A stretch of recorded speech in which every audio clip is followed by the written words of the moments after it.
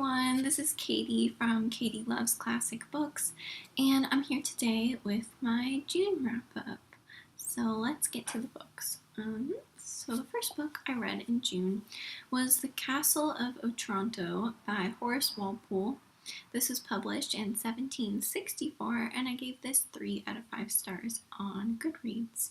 So this is considered to be the first Gothic novel, and that's why I had interest in picking it up. It was for that sort of nerdy literary reason.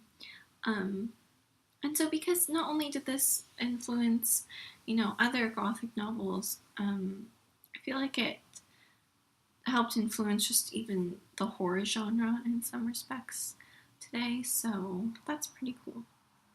So, this book follows a man named Manfred who is the lord of an Italian medieval castle.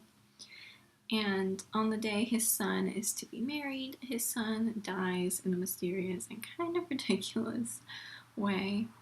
And Manfred is upset because he really wanted a male heir. And so he decides in his anger, I suppose, that he will marry his son's betrothed, Isabella. And Isabella flees in terror, and then there's all this drama throughout this medieval castle. So this book wasn't exactly fantastic. I had kind of heard that before reading this that it wasn't the best, and it was kind of ridiculous, but it had, it was a kind of a fun read. It had some atmospheric moments, but yes, it was overall a little bit ridiculous, but it was still interesting to read this first Gothic novel.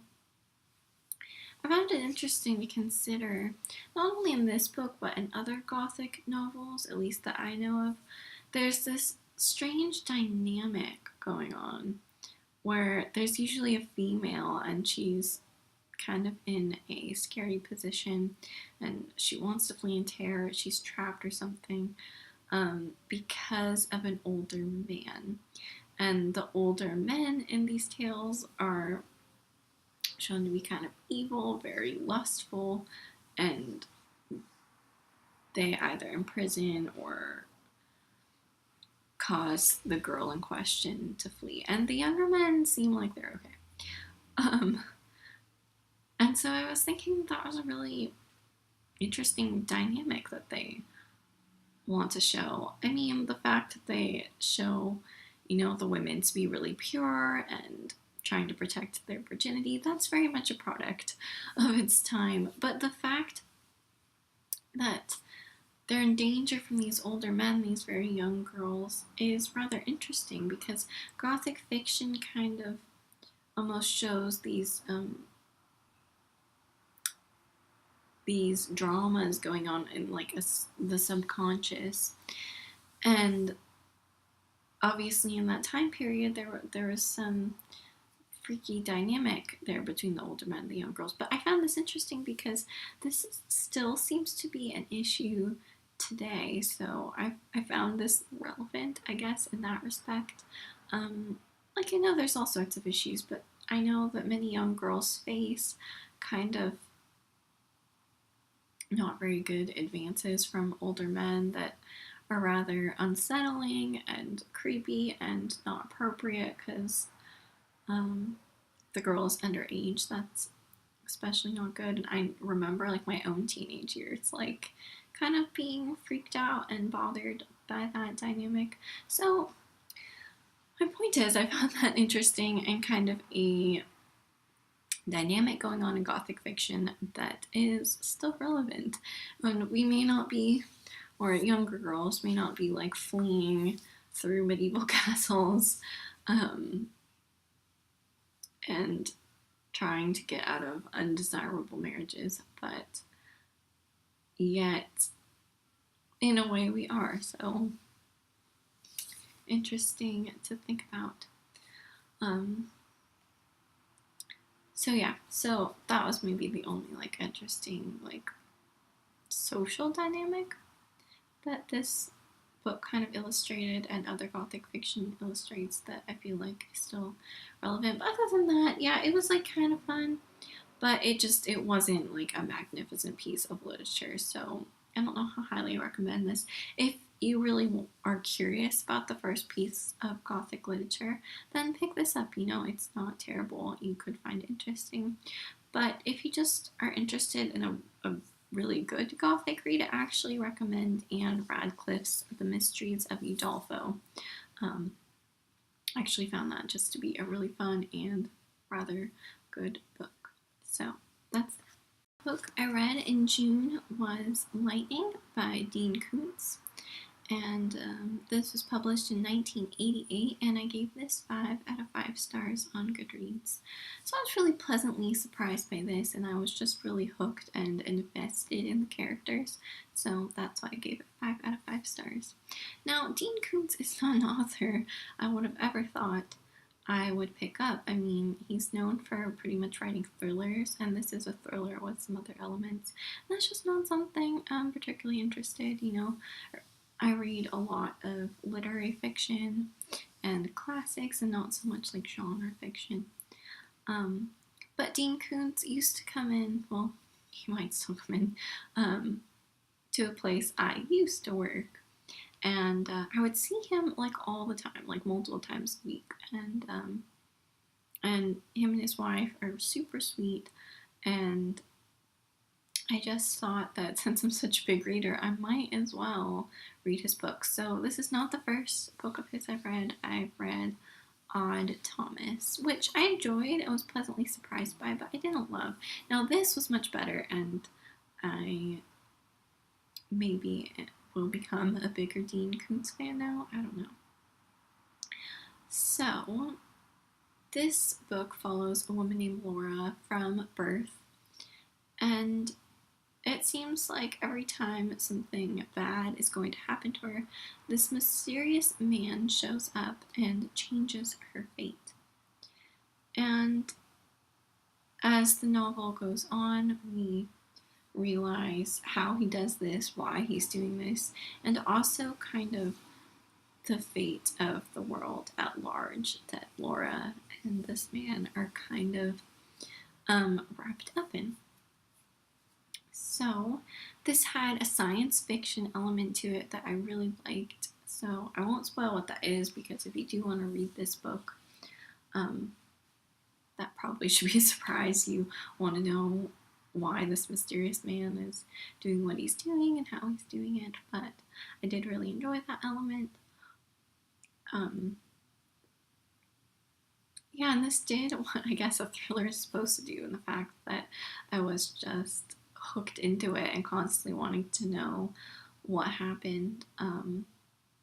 And what I loved about this, besides the interesting science fiction element, because I felt like that made it pretty interesting and kind of different and not what I expected, were the characters. I just was so invested in them, and I was like so invested in having like the ending that I wanted with them, and I just cared a lot about them, and I did get the ending I wanted.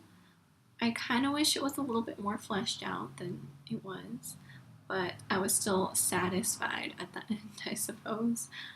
So yeah, this is just not something I would normally read, but it actually was really good and had me hooked and caring about the characters and had some cool, surprising elements. And yeah, if you are a thriller fan by any chance, this might be something you want to check out. And don't forget that there's a good science fiction twist, too. The book I read in June was Brideshead Revisited by Evelyn Waugh, and this was published in 1945. And I gave this 5 out of 5 stars on Goodreads. So of all the books I read this month, so I gave 3 books 5 stars, so you still have one more to see that was that good. But this one stuck with me the most, and I just felt so emotionally attached to it, and I still do, even though I don't find it perfect and don't necessarily agree with everything in it. So this is written from the perspective of a man named Charles Ryder. And during the Second World War, he reflects on his youth. When he was at Oxford, he met a boy named Sebastian, and he becomes involved with him and Sebastian's family. And their family estate, Brideshead, is kind of at the center of the novel, Charles reflects on the innocence of his youth and also the loss of it.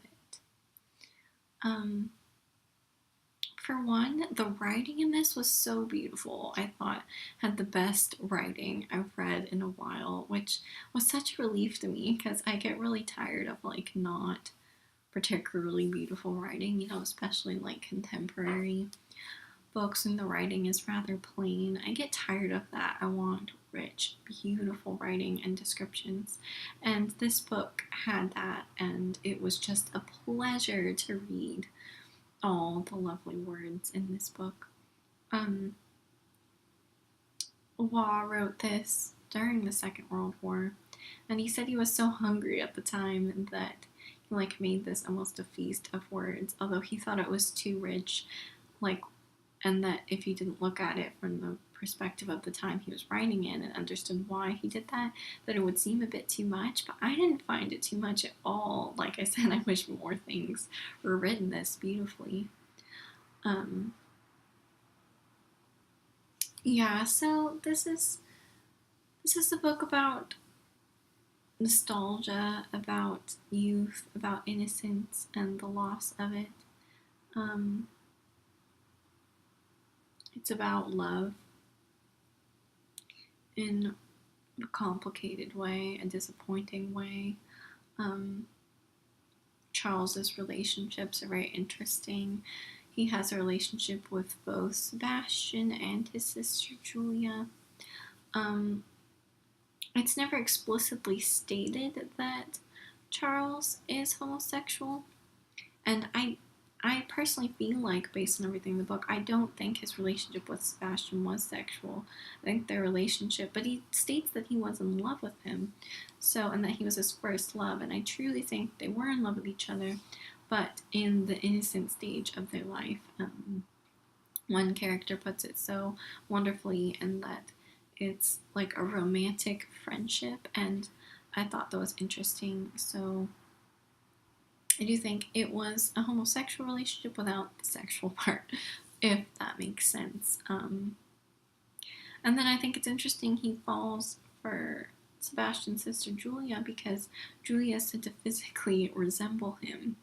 And I think it's that classic device of, you know, when a character really is homosexual, projecting their feelings onto the sibling of the person that they really are in love with who happens to resemble that person to make it more proper.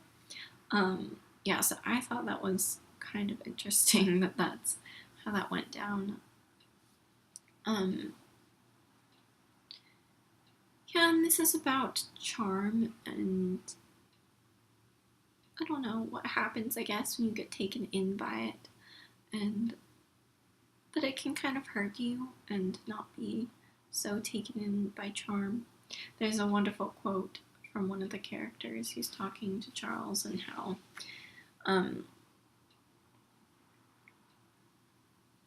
what he thinks it's done to him, and he says, charm, you know, it kills love, it kills art, and I do believe it has killed you, Charles.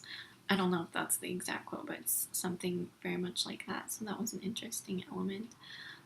And ultimately, this is about religion and how after a life of sin, you can still find God and divine grace, I suppose. Now, that was the theme that I didn't know really what to think about, and maybe I didn't agree with, because I'm really not a religious person. I consider myself spiritual, but I'm not religious, and Evelyn Waugh was said to be quite a strong Catholic, and so, you know, I can't necessarily understand that. And I think he intended it to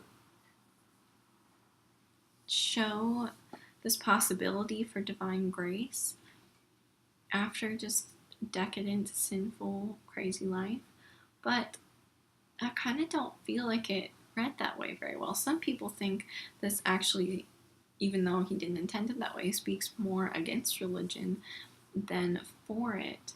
And almost the sadness at the end of the novel and just towards the end, maybe the second half, has to do more with Catholic guilt than anything, and their lives wouldn't have ended so unsatisfactory or sad if it wasn't for their Catholic guilt. And I feel like it destroys some of the characters, and some of their hardships are because of that.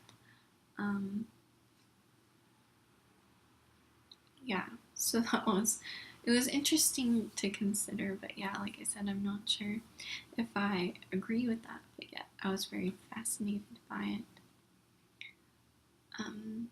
Yeah, I don't think I have anything else to say about this book, but it just impacted me so much, and it was really beautiful, and I just grew so attached to it and lived in this book and cared so much for the characters and thought about it so much.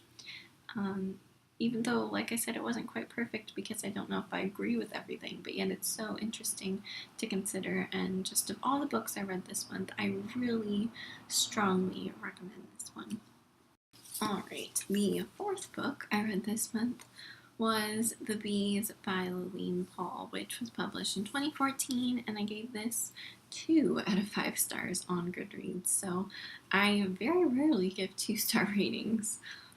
So as you can tell, this was my least favorite book of the month. I'm sad to say.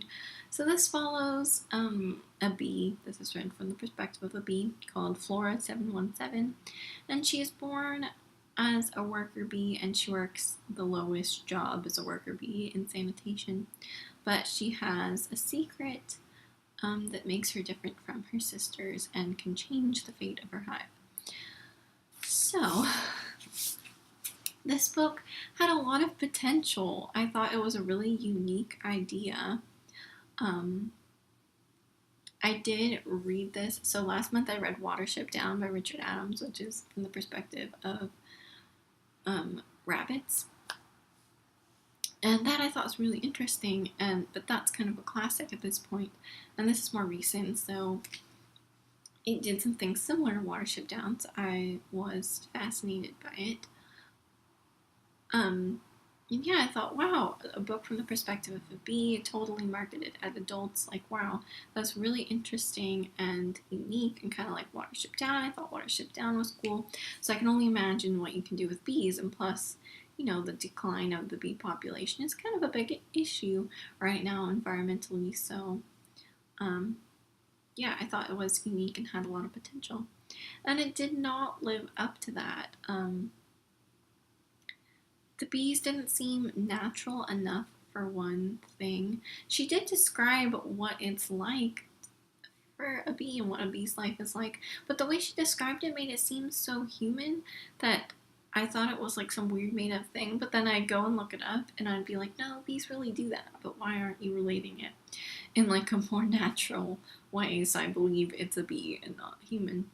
And then this kept reading like it was going to be a dystopian, like within the hive, like the structure in the hive.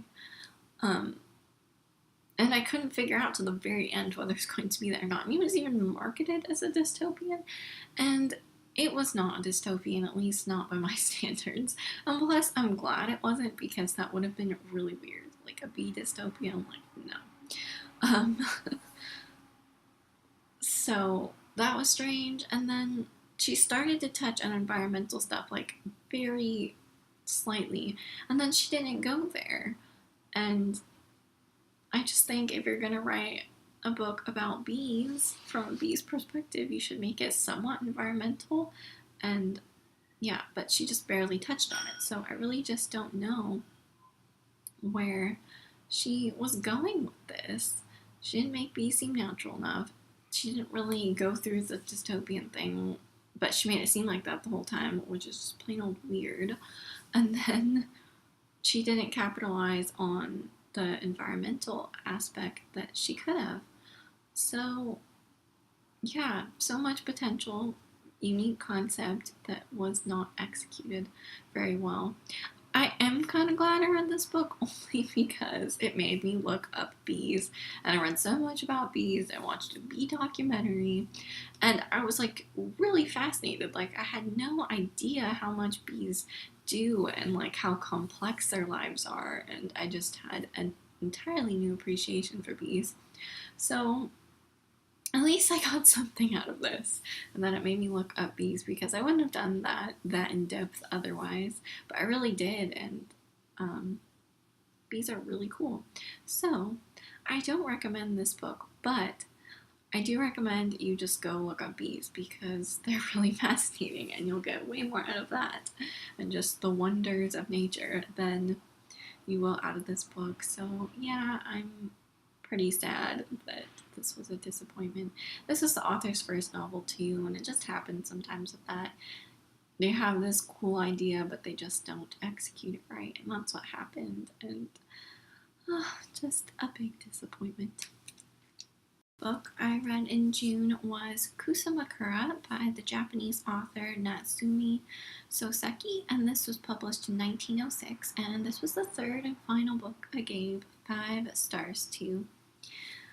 So, this book was also really beautiful and beautifully written, and I probably would have thought the writing was just as beautiful as Brideshead Revisited if I could read this in its original language, so I'm kind of bummed about that, but still, the whole thing was just absolutely beautiful. So, this book has been previously published in English under the title The Three-Cornered World. I just want to mention that in case you've heard of that, but not this book under the title of Kusamakura, which is its original Japanese title. So this short book follows this unnamed artist in Japan who goes on this journey into the mountains and to a hot spring inn to have kind of the ultimate artist experience. He wants to view his whole journey and everything he witnesses, the nature, the people, from this detached, kind of non-emotional artist standpoint. So it's not necessarily unemotional because it's so beautiful you can't help but like feel things towards it, but yet it's just from this like objective artist standpoint, like that he's not really involved in, so to speak. So the first chapter was the most beautiful of the whole book. He's just walking up the mountain and having this very philosophical discussion about art and life. And I wrote down so many quotes from that chapter, and I wrote some down from the rest of the book too, but particularly that chapter. It took me so long to read that one chapter because I kept writing quotes down and just like savoring it. Yeah, so I have quotes like all over my Tumblr if you want to check it out from this book. And yeah, it was just different and refreshing. It was very introspective and it didn't have much of a plot.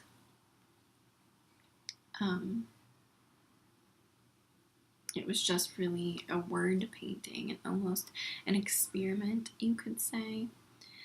And the artist, and also the author, I think, is coming to terms with the old Japan and now modern Japan and kind of its Western influence. And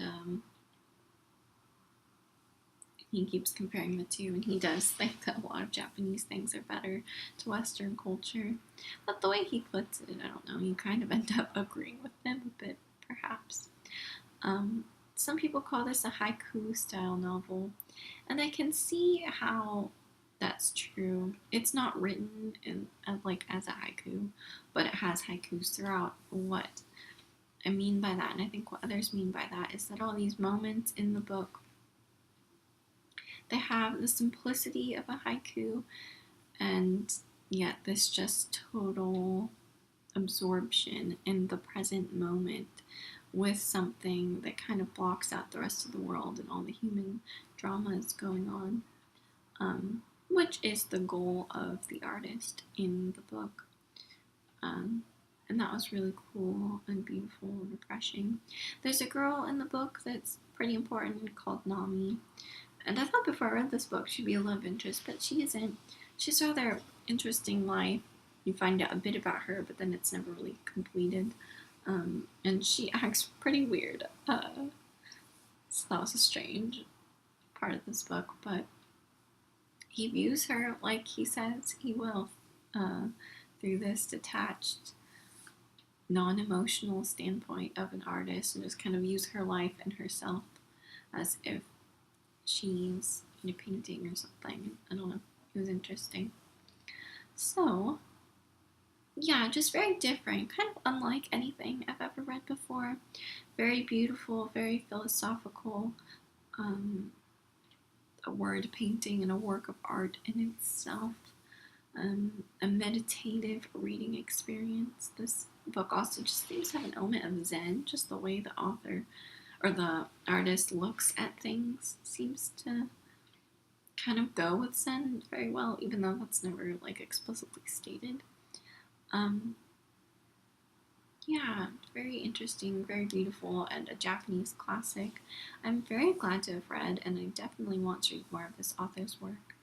He's considered to be the father of modern Japanese literature, so that's pretty cool, and I do highly recommend this. The final book I read this month, and the sixth book I read this month, I did pretty good with my reading, I think, was The Illumination of Ursula Flight by Anna Marie Crowhurst, and this was published this year, actually, in 2018, in May, so pretty recent release, which is unusual for me. When books come out and I hear about them, there's always some that I want to read, but I have a really long to read list, and I'm still like backtracking on books I wanted to read a long time ago. So usually I don't get to the, like there are other books that have been published this year that I want to read, but I probably won't get to them for a while. But this one I was just so fascinated by that I just decided to go ahead and pick it up. Now, a lot of the books I'm reading, like all of those books except Lightening, because that was a gift from my brother.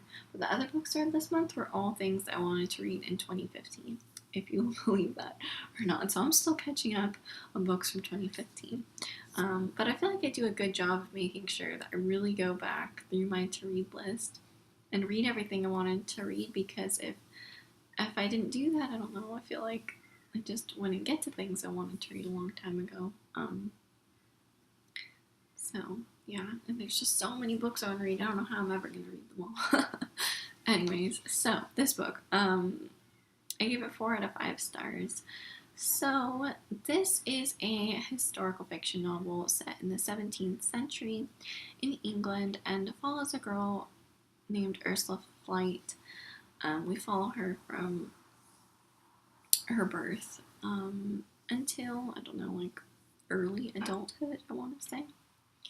And this is written from her first-person perspective, and she is brought up by her father with a love of learning, and she loves to read, and she loves to write, and she has interest in astrology and astronomy, and most of all, she loves plays, and she likes to write them and read them and put them on with her friends. And that was a really cool part of the novel. I didn't expect there to be more about that. The way the blurb was written made it sound like there'd be a lot more about her love of reading and astrology in particular. And while I enjoyed what they did touch on in this book, I feel like it wasn't that big a part of it. And that is partly why I picked this up, because reading and astrology are 2 of my absolute favorite things. So I was like, wow, historical fiction that involves both of those, like, I have to pick it up. So I enjoyed the inclusion of those things, but it wasn't as big a part as I thought. So she's brought up loving those things, but then quite in an early age, she is forced into a marriage with an older man. So we get the tale of that and how difficult it is for her, and then we get her falling in love, and then we get her becoming a playwright. So I was pretty engrossed in her story. It did not go the way I expected it to, but I was pretty engrossed with it and I cared a lot about her. I liked her a lot as a character. She was a really good first person perspective and character to read about. I loved her interest and her passion, just everything she felt, and I found her also quite funny.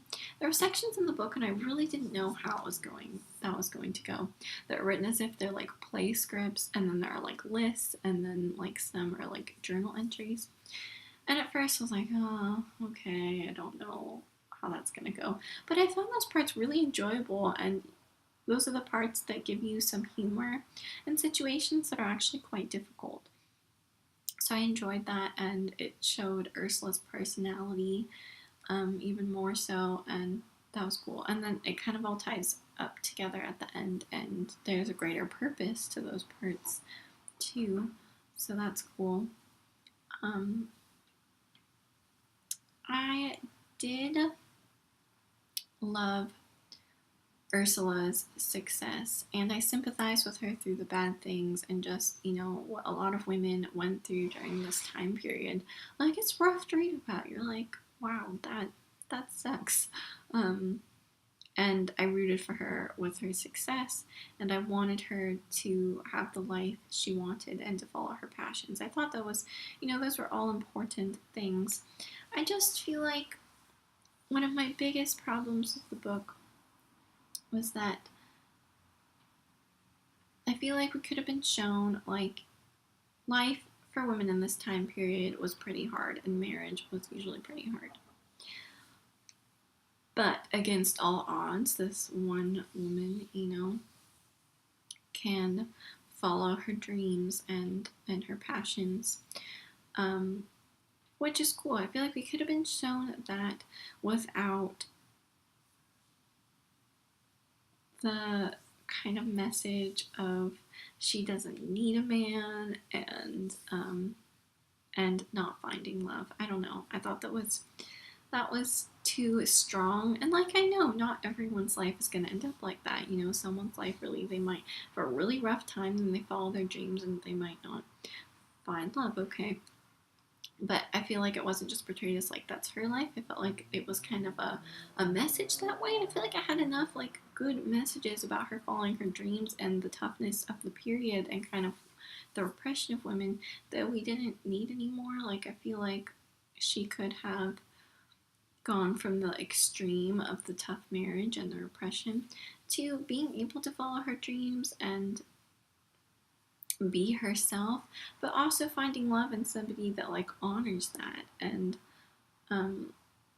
like, what's wrong with that? I don't know.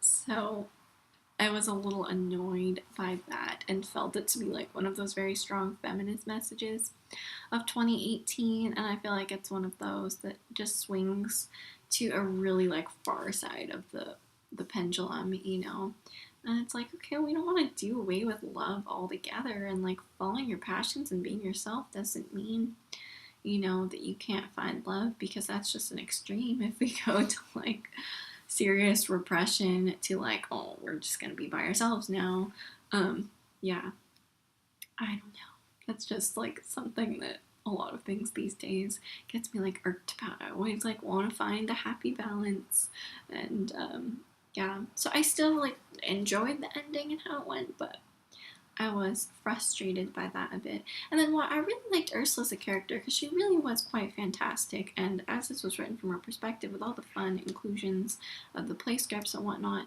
she's really great. But the rest of the characters, I don't know, there's something lacking in them for me. I don't know what it was.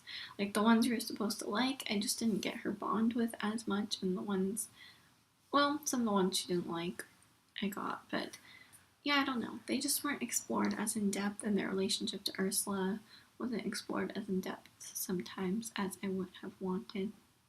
So it had some flaws, but yeah, I did think it was a really good book, very compulsively readable, enjoyable character, enjoyable,